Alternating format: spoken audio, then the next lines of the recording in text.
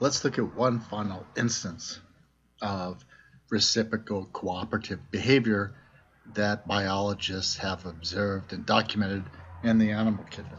So this gentleman here is Robert Trivers, and he reports a similar example of reciprocal cooperative behavior in behaviors of tropical fish.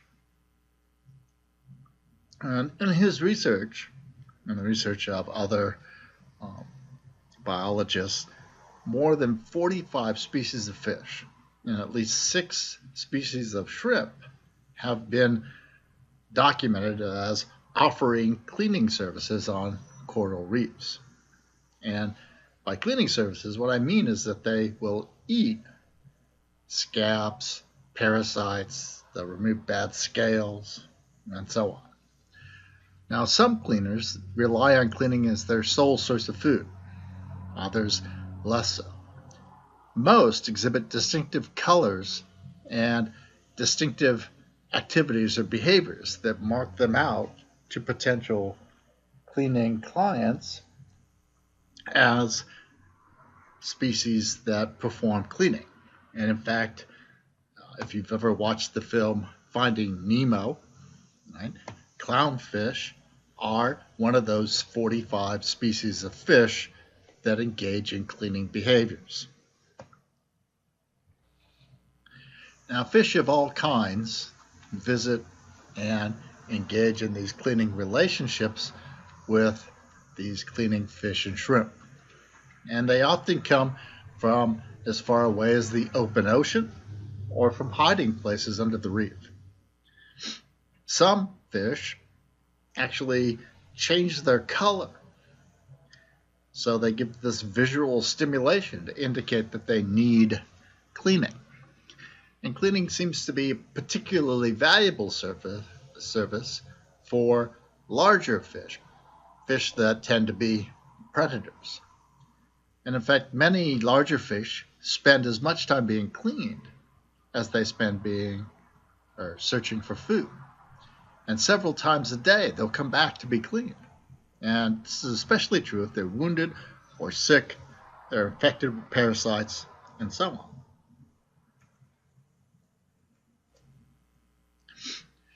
Cleaners are often the same size and shape as the prey of the fish that they're cleaning.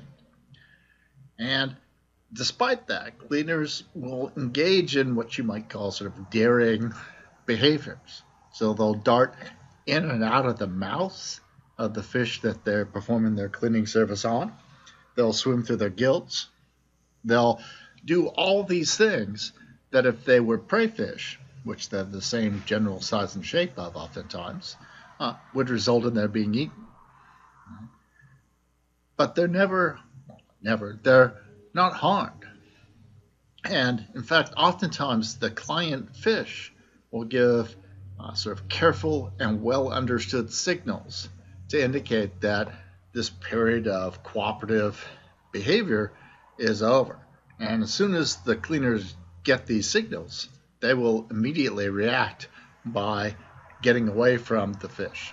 And so there seems to be these evolutionarily selected instinctive behaviors that facilitate this reciprocal cooperative behavior between client fish and cleaner fish. And in fact, if you remove cleaning fish and shrimp from a reef, the number of fish, the fish population, will immediately decline. And the number of fish that show sores and infections will increase rapidly as parasites spread. Now, this kind of behavior is cooperative and reciprocal. That is, the smaller fish get food and the larger fish get cleaned. So there's mutual benefit between them. And so we can see why evolution would select with fish that would engage in these cooperative behaviors with regards to cleaning. Of course, not all cleaners are in the tit-for-tat business, and not all animals engage in cooperative and reciprocal behaviors. And so As Ridley notes, despite finding examples like vampire bats, reef cleaners, furvet monkeys, and olive baboons, and so on, the overall percentage of animals that biologists have documented as engaging in behaviors that seem like instances of tit for tat or other cooperative reciprocal types of behaviors is really relatively small. And so it raises a question in biology as to why evolution hasn't developed and selected for more of these strategies. And Ridley offers up a number of suggestions. Right?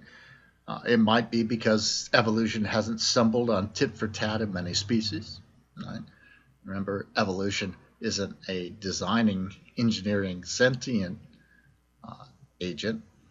Evolution is just a mechanism whereby mutations are spread through a population if they result in reproductive advantage.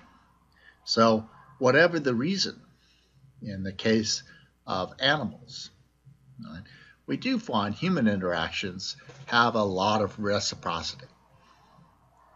However, it's less clear that humans employ tit for tat in all such cases, or even that they should employ tit for tat in all such cases.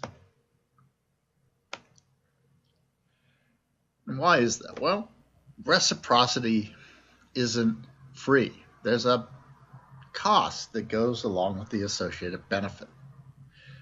And one of the things that reciprocity requires is relatively significant cognitive resources. You have to be able to recognize other players, you have to be able to keep score, and you have to be able to,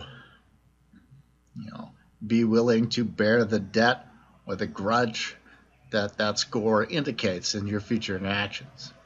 And this might explain the observed correlation in the two cleverest families of land-dwelling mammals between size of social group and size of brain. So primates and carnivores are two intelligent land-dwelling mammals. And there is a pretty tight correlation between the size of the brains in these animals and the size of the social groups that they inhabit. And the general trend here is that the bigger the social group you're in, the bigger your neocortex, the newest, evolutionarily newest part of the brain relative to the rest of your brain. Now, this isn't an exceptionless correlation. There are exceptions to it, but it does exist. And it suggests that one of the things that can help you to thrive in a complex or large society is having a big brain. Or conversely, right, if you live in a complex or large society, one of the things that you're likely to evolve is a larger neocortex. Now, whichever way this logic goes, there is a relatively compelling correlation between size and complexity of social groups and size of neocortex relative to the other areas of the brain. Now, you might not know what the neocortex is. Right? So I give you this little slide with my Sigmund Freud fake German on. Right?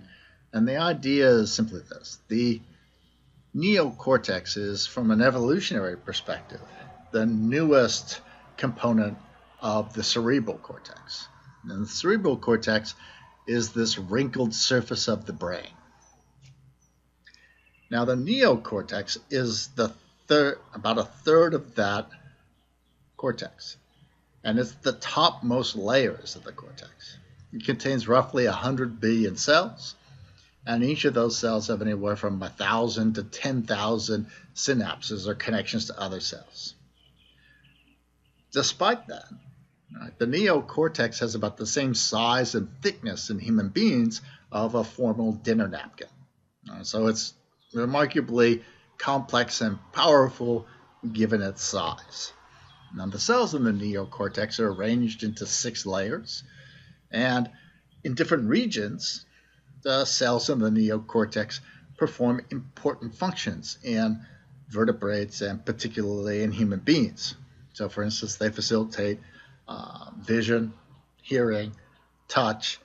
They help to regulate sense of balance, to coordinate visual and tactile feedback and movement control.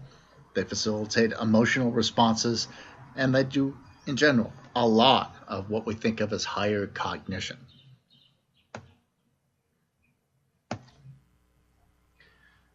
So what do we think of this argument that Ridley's kind of been developing? We'll finish up the lecture by looking at the pros and cons of this argument that Ridley presents for us here about cooperative behaviors emerging out of self-interest.